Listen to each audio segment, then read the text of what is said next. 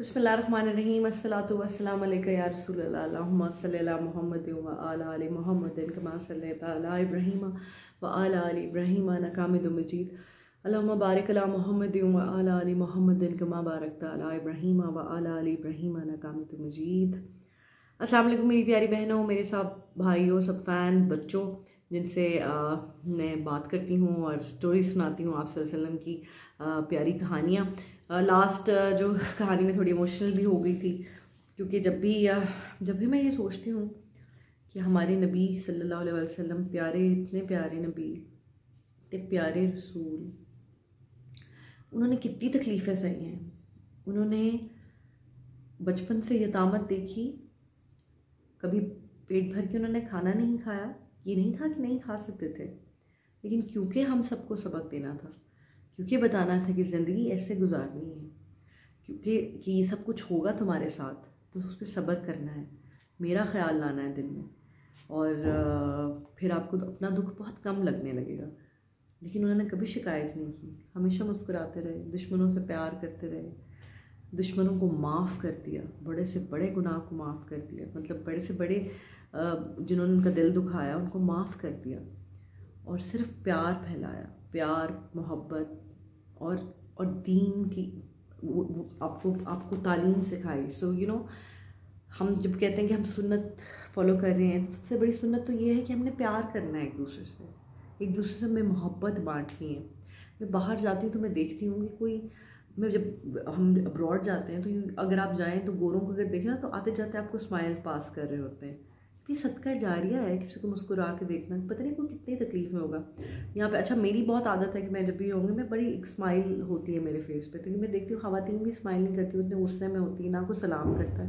हालांकि ये तो हमारे दीन में है कि आप सलाम में पहल करें और उसकी आपको नेकियाँ मिलेंगी। बट एनी हाउ, ये तो बातें मेरी चलती रहेंगी। चलें कहानी की तरफ चलते हैं। अच्छा जी, पुरानी यादें, पुरानी मोहब्बतें। आप सल्लल्लाहु अलैहि वसल्लम, अगरचे सफ़र में मदीना में आप सल्लल्लाहु अलैहि वसल्लम का क़याम बेहद मुख्तसर था, ताहम फिर भी कई बातें आप सल्लल्लाहु अलैहि वसल्लम के हाफ़िज़ा में जूं की तूं महफूज रहीं। चुनांचे कई साल बाद जब मदीना से गुजरे तो एक मकान की तरफ देख कर फरमाया, इसी मकान में मेरी वालदा ने क़याम किया था। एक तालाब की तरफ इशारा करके फरमाया, यही वो तालाब है जिसमें मैंने तैराकी सीखी थी। एक मैदान को देखा तो फरमाया, यही वो मैदान है जहाँ मैं नन्ही अंसिया से खेला करता था।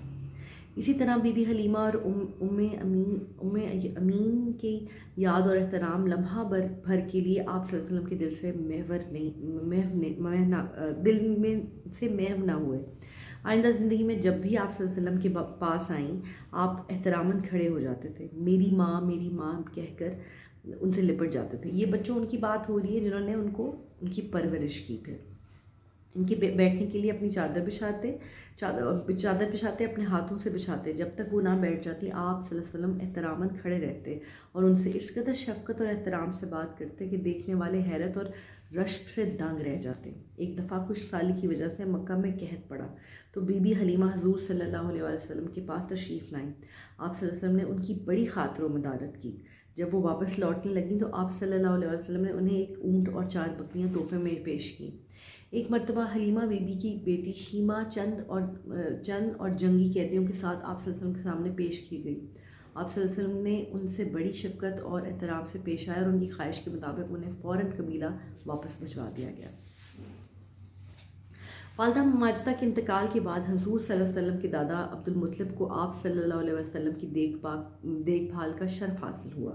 उन्होंने ये खुशगवार फरीज़ा कमाल शफ़क़त से अदा करना शुरू किया, मगर नन्हे मोहम्मद सल्लल्लाहु अलैहि वसल्लम अभी वालदा की वफ़ात के सदमे से ही ना संभलने पाए थे कि नेक सीरत दादा भी इंतकाल कर गए।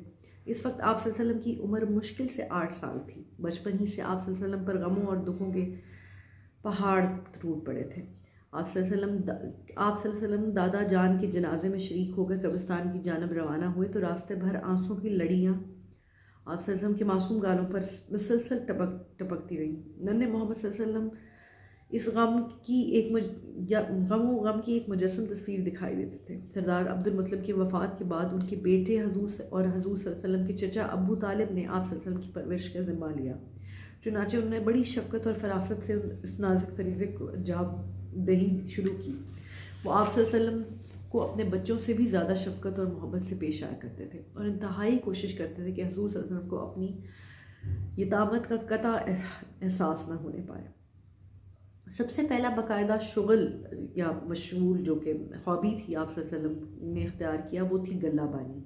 इस शुगल की इब्तिदा उन दोनों ही हो चुकी थी जब आप सल्लल्लाहु अलैहि वसल्लम अपनी दूध माँ हलीमा सईदा के सहरा खेमा में ज़ेर परवरिश कर रहे थे। आपने बाद में आप सल्लल्लाहु अलैहि वसल्लम को अपने ख़ानदान और मक्का के बाद दूसरे लोगों की बकरियां चराने का इत्तफाक हुआ। आइंदा ज़िंदगी में आप सल्लल्लाहु अलैहि वसल्लम अपने इस इब्तदाई मशगले को अल्लाह ताला की नेमतों के तौर पर अक्सर याद किया करते थे। आप सल्लल्लाहु अलैहि वसल्लम ने फरमाया, नबूवत के लिए गल्ला बानी बुनियादी शर्त है। गल्ला बानी के बगैर मनसब नबूवत तक रसाई नामुमकिन है। हज़रत मूसा गल्लाबान थे।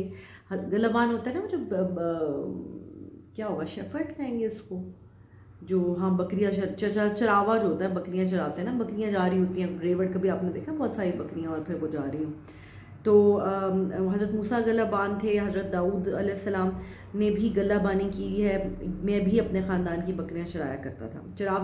चराहे की ज़िंदगी बेहद दिलचस्प होती है। जब वो रेवड़ के लेकर खुली फ़ज़ाओं की जानिब निकलता है तो उसे फितरत कुदरत और ज़िंदगी पर गौर फ़िक्र करने का मौका मैसर आता है। ज़मीन पर फैला हुआ सब्ज़ा खूबसूरत दरख्त, अजीब व गरीब झाड़ियाँ और ऊपर नील आसमान को छूते पहाड़ नज़र आते हैं। बकरियों की खुराक और हिफाजत का एहतमाम करते करते चरवाहे को मखलूक खुदा के जहन और जिस्म के लिए पाकीज़ा खुराक मुहैया करने की फ़िक्र दामनगीर होती है। लोगों को हर किस्म की बुराइयों से महफूज रखने के ढंग सूझते हैं और यूं अंजामकार एक गल्लाबान इंसानियत और कायनात की निगरानी के लिए तैयार हो जाता है। गल्लाबानी के इस किस्म के मायनी खेज़ मशागिल इंसान के सामने बड़े तामीरी ख्यालों के खाके उभेरते हैं। मतलब अगर कुछ यू गेट टाइम तो आपको बड़ा सॉलिट्यूड मिलता है, आप अकेले होते हैं, आप कुदरत पे गौर कर रहे होते हैं, आप देख रहे होते हैं कि किस तरह से बकरियां जा रही हैं, वो चर रही हैं, पहाड़ों पे चल रही हैं। मतलब आपको you get time, actually basically होता है कि वक्त मिलता है आपको सोच और विचार करने के लिए। तो अच्छा जी, हुज़ूर सल्लल्लाहु अलैहि वसल्लम की ज़िंदगी का एक एक लम्हा नेकी और भलाइयों से भरा पड़ा है। मक्का की ज़िंदगी और इसकी दिलचस्पियाँ आप सल्लल्लाहु अलैहि वसल्लम के मुक़द्दस जिस्मों मतर रूह को फिसलाने में कतई नाकाम रही।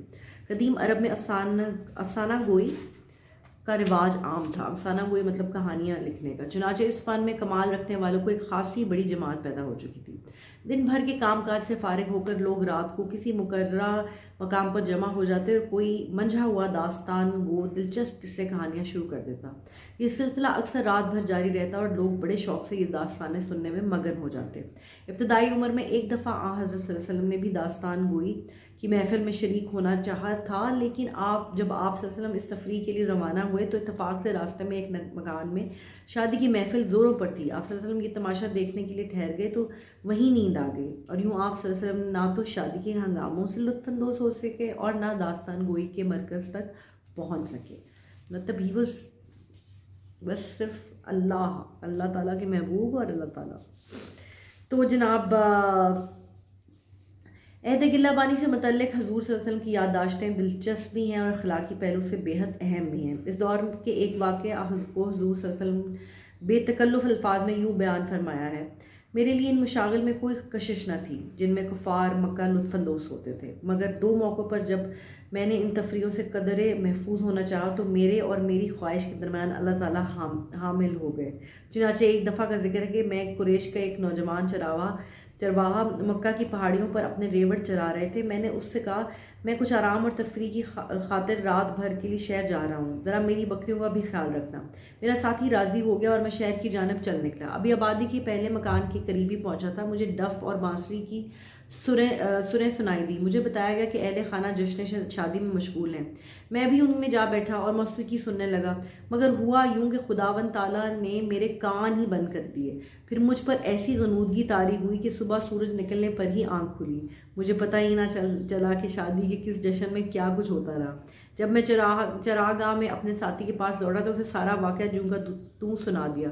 दूसरे वाक़े का जिक्र आप सल्लल्लाहु अलैहि वसल्लम ने यूँ फरमाया है, इसी तरह एक दफ़ा मैं और और इस दफ़ा और मैं रात को इसी मकसद के लिए मक्का शहर की जानिब रवाना हुआ, तो फिर वही बात हुई, मेरे कानों में यका गाने बजाने की आवाज़ आई। मुझे ऐसे महसूस हुआ जैसे कोई आसमानी नगमा था, लेकिन फिर उसी लम्हे मुझे नींद ने आ घेरा। सुबह तक मेरी आंख लगी रही। इसके बाद तो फिर कभी मुझे इस किस्म का कोई ख्याल तक ना आया, हत्ता कि मुझे अल्लाह ताला ने नबूवत का एजाज़ बख्शा। तो आप सल्लल्लाहु अलैहि वसल्लम को देखें, अल्लाह ताला ने किस तरह से पाक किया हर चीज़ों से। हर चीज़ जो है वो अल्लाह ताला ने वो कर दी। ऐसी कोई भी चीज़ जो उनको उनके दिल को थोड़ा चेंज करती है, मतलब थोड़ा किस तरफ लेके जाती है, वो अल्लाह ताला उनको उसको रोक देते हैं। सुभान अल्लाह, सुभान अल्लाह, क्या बात है, सुभान अल्लाह, सुभान अल्लाह।